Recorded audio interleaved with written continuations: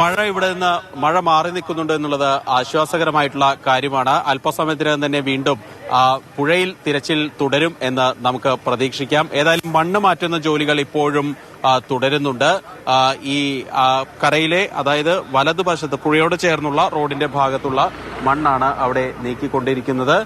പല ആളുകളും ഇന്നത്തെ ഏറ്റവും വലിയൊരു ഡെവലപ്മെന്റ് എന്നുള്ളത് പുഴയിലെ സിഗ്നൽ ലഭിച്ചിട്ടുണ്ട്. ആ സിഗ്നൽ കേന്ദ്രീകരിച്ചുള്ള ഒരു പരിശോധന അത് നടത്താനുള്ള നീക്കമാണ് നടക്കുന്നത്. 40 മീറ്റർ ആ മൺകൂനയിൽ നിന്ന്, പുഴയുടെ നടുവിലെ മൺകൂനയിൽ നിന്ന് 40 മീറ്റർ മാറിയുള്ള ഒരു പ്രദേശത്ത് 8 മീറ്റർ ആഴത്തിൽ സിഗ്നൽ ലഭിച്ചു എന്നാണ് നേവി അല്ലെങ്കിൽ സൈന്യം പറയുന്നത്.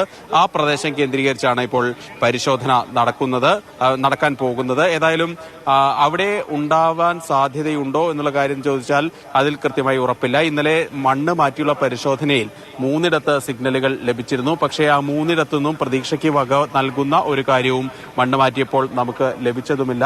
അതുകൊണ്ട് തന്നെ ഇന്ന് പുഴയിലെ സിഗ്നലും അത്തരത്തിലാകുമോ എന്നുള്ള ഒരു ആശങ്ക തീർച്ചയായിട്ടും ഉണ്ട്. പ്രത്യേകിച്ച് ഈ പുഴയ്ക്ക് ഏതാണ്ട് 25 അടി താഴ്ചയിലാണ് ഈ സിഗ്നൽ ലഭിച്ചത്. ആ 25 അടി എന്ന് പറയുമ്പോൾ തന്നെ അവിടെ പാറക്കൂട്ടങ്ങളും അതുപോലെ തന്നെ മണ്ണിന്റെ ഒപ്പം പാറക്കൂട്ടങ്ങളൊക്കെ ഉണ്ടാവാൻ സാധ്യതയുണ്ട്. ഈ പാറക്കൂട്ടങ്ങൾക്ക് ലോഹ സാന്നിധ്യം കൂടിയ പാറകളാണ്. അതിനാൽ തന്നെ അതാണോ സെൻസ് ചെയ്തത്, അല്ലെങ്കിൽ ഈ മണ്ണിനൊപ്പം വന്ന ഏതെങ്കിലും തരത്തിലുള്ള ലോഹഭാഗങ്ങളാണോ സെൻസ് ചെയ്തത് എന്നുള്ള കാര്യത്തിൽ ഇനിയും വ്യക്തത വരേണ്ടിയിരിക്കുന്നു. ഏതായാലും നേവി സകല സന്നാഹങ്ങളോട് കൂടി എത്തിയിട്ടുണ്ട്. കുത്തൊഴുക്കിനെ മറികടന്ന് തിരച്ചിൽ നടത്താൻ ഉതകുന്ന തരത്തിലുള്ള ഡെങ്കി ബോട്ടുകളൊക്കെ എത്തിയിട്ടുണ്ട്. NDRFന്റെ സംഘവും മുങ്ങൽ വിദഗ്ധരൊക്കെ അവിടെയുണ്ട്. ഏതായാലും ആ പുഴയിലെ തിരച്ചിലിൽ ഒരു ലീഡ് ലഭിക്കുമെന്ന പ്രതീക്ഷയിൽ തന്നെയാണ് കർണാടകയിലുള്ള ഔദ്യോഗികമായി ഈ രക്ഷാപ്രവർത്തനത്തിൽ ഏർപ്പെടുന്ന സംഘം. ഇന്നത്തെ മറ്റൊരു പ്രധാനപ്പെട്ട കാര്യം, രക്ഷാപ്രവർത്തകരെ അകത്തേക്ക് ഇന്ന് കടത്തിവിട്ടിട്ടില്ല എന്നുള്ളതാണ്. അതായത് കേരളത്തിൽ നിന്ന് നിരവധി പേർ സന്നദ്ധ പ്രവർത്തകർ ഇവിടേക്കൊക്കെ എത്തിയിരുന്നു. അവരെ ഒന്നും അകത്തേക്ക് കടത്തിവിടാനുള്ള ഒരു തീരുമാനം ഉണ്ടായിട്ടില്ല. കൂടുതൽ പോലീസ് ഫോഴ്സ് ഇവിടെ എത്തി അവരെല്ലാം തന്നെ തടയുന്ന ഒരു സ്ഥിതിയാണ് ഉണ്ടായത്. ഇന്ന് ഈ ബാരിക്കേഡിനപ്പുറം ആർക്കും പ്രവേശനമില്ലാത്ത ഒരു അവസ്ഥ തന്നെയാണ് ഇന്ന് ഇപ്പോൾ ഈ ഷിരൂരിൽ ഉള്ളത്. നിലവിൽ ആകെ ജിതിനെ മാത്രമാണ് അകത്തേക്ക് കടത്തിവിട്ടുള്ളത്. ബന്ധുക്കളുടെ സാന്നിധ്യത്തിൽ തിരച്ചിൽ നടത്താമെന്നുള്ളൊരു ഉറപ്പ് MLA നേരത്തെ നൽകിയിരുന്നു. അതിന്റെ അടിസ്ഥാനത്തിൽ ഇപ്പോൾ ജിതിനെ മാത്രം അകത്തേക്ക് കടത്തിവിട്ടിട്ടുണ്ട്. ഏതായാലും ജിതിൻ അല്പസമയത്തിനകം തന്നെ അവിടെ എത്തി അവിടെ എന്താണ് നടക്കുന്നത് സംബന്ധിച്ച ഒരു അപ്ഡേഷൻ കിട്ടും. മറ്റൊരു കാര്യം, കേരളത്തിൽ നിന്നുള്ള ചില സന്നദ്ധ പ്രവർത്തകർ അതിരാവിലെ അകത്ത് പോയിരുന്നു. അവരെ അവിടെ ജോലികളിൽ നിന്ന് മാറ്റി നിർത്തിയിരിക്കുകയാണ്. ഒരു കാര്യം ഈ ജില്ലാ ഭരണകൂടം പറയുന്നത് വേണമെങ്കിൽ നമുക്ക് അതിനോട് യോജിക്കാം. അതായത് പുഴയിലാണ് ഇനി തിരച്ചിലിന്റെ ഫോക്കസ് ഉള്ളത്.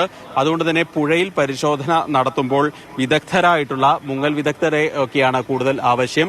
അതുകൊണ്ട് അതിനുള്ള സംവിധാനങ്ങൾ നേവിക്കും അതുപോലെ തന്നെ NDRFനും ഒക്കെ ഉണ്ട്. അപ്പോൾ കൂടുതൽ ആളുകളെ അവിടെ ആവശ്യമില്ല എന്നുള്ള ഒരു വിശദീകരണമാണ് അവരുടെ ഭാഗത്ത് നിന്ന് ഉണ്ടാകുന്നത്.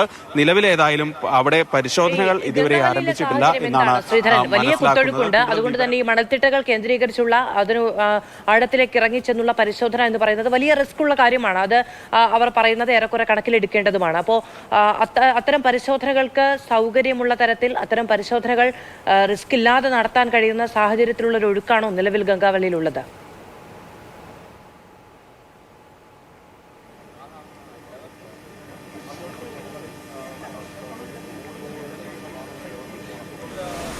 ഒരിക്കലുമല്ല, നദി കുത്തിയൊഴുകുകയാണ്. ഏതാണ്ട് 500 മീറ്ററിനടുത്ത് വീതിയുണ്ട് നദിക്ക്. അതിന്റെ ഏതാണ്ട് മധ്യഭാഗത്താണ് ഈ പുതിയ മൺകൂന രൂപപ്പെട്ടിരിക്കുന്നത്. ആ മൺകൂനയിൽ നിന്ന് 40 മീറ്റർ കരയിലേക്ക് മാറി, അതായത് മണ്ണിടിഞ്ഞ ഭാഗത്തേക്ക് മാറിയാണ് ഈ സിഗ്നൽ ലഭിച്ചിരിക്കുന്നത്. ഈ കുത്തൊഴുക്ക് കാര്യമായി തന്നെ പുഴയിൽ നമുക്ക് നോക്കുമ്പോൾ തന്നെ പ്രകടമാണ്. ഇതുകൂടാതെ അടിയൊഴുക്കും ശക്തമാണ് എന്നാണ്, നിരവധി ചുഴികളും ഉണ്ട് എന്നാണ് ഈ ആളുകൾ, നേവിയുടെയും NDRFന്റെയും ഒക്കെ ആളുകൾ അവരോട് സംസാരിക്കുമ്പോൾ കഴിഞ്ഞ ദിവസങ്ങളിലൊക്കെ പറഞ്ഞത്. അതുകൊണ്ട് തന്നെ പുഴയിലേക്ക് ഇറങ്ങിയുള്ള രക്ഷാപ്രവർത്തനത്തിൽ തീർച്ചയായിട്ടും അതിൻ്റെതായിട്ടുള്ള റിസ്കുകളുണ്ട്. പ്രത്യേകിച്ച് ആ വെല്ലുവിളികൾ ഏറ്റെടുക്കുക എന്നുള്ളത് അത്ര എളുപ്പമുള്ള ഒരു കാര്യമല്ല. ഈ ഡൈവേഴ്സിന് അതിവിദഗ്ധരായ മുങ്ങൽ വിദഗ്ധർക്ക് പോലും ആ പുഴയിൽ അങ്ങനെ ആ ഒരു കുത്തൊഴുക്കിൽ ഇറങ്ങുക എന്നുള്ളത് വലിയ വെല്ലുവിളി ഉണ്ടാക്കുന്ന ഒരു കാര്യമാണെന്ന കാര്യത്തിൽ യാതൊരു സംശയവുമില്ല. ഏതായാലും അവിടെ ഈ കുത്തൊഴുക്കുണ്ട്, അതുപോലെ തന്നെ ഈ വെള്ളം കലങ്ങി മറിഞ്ഞാണ് ഒഴുകുന്നത്. അപ്പോൾ തന്നെ ഈ മുങ്ങൽ വിദഗ്ധർക്ക് താഴേക്ക് പോയാലും ഈ പറയുന്ന ആഴത്തിലേക്ക് പോയാലും കാഴ്ച അത്ര ക്ലിയർ ആവാൻ സാധ്യത വളരെ കുറവാണ് എന്നാണ് ഈ ദുരന്ത മേഖലയിൽ ജോലി ചെയ്യുന്ന ഇവിടെ വന്ന സന്നദ്ധ പ്രവർത്തകരൊക്കെ പറയുന്ന ഒരു കാര്യം. ഏതായാലും പരിശോധനകൾ അവിടെ അല്പസമയത്തിനകം തന്നെ രാവിലെ ഈ ഡിങ്കി ബോട്ടുകൾ ഉൾപ്പെടെ ഇറക്കിയുള്ള പരിശോധനകൾ ആരംഭിച്ചിരുന്നു. പക്ഷേ അപ്പോഴാണ് പെട്ടെന്ന് കനത്ത മഴ അവിടെ പെയ്യുന്നത്. ആ മഴയ്ക്ക് പിന്നാലെ ഈ പരിശോധനകൾ നിർത്തിവെക്കുകയാണ് ചെയ്തത്. ഏതായാലും ഇന്നലെ മറ്റൊരു കാര്യമുണ്ടായിരുന്നു. സൈന്യം ഇവിടെ നിന്ന് പിൻവാങ്ങുകയാണ് എന്നുള്ള തരത്തിലുള്ള പ്രചാരണം ഉണ്ടായിരുന്നു. പക്ഷേ സൈന്യം പോയിട്ടില്ല. സൈന്യം ഇവിടെ തന്നെയുണ്ട്. ഇന്നലെ രാത്രി തന്നെ വിശദീകരണവുമായി സേനാവൃത്തങ്ങൾ വരികയും ചെയ്തിരുന്നു.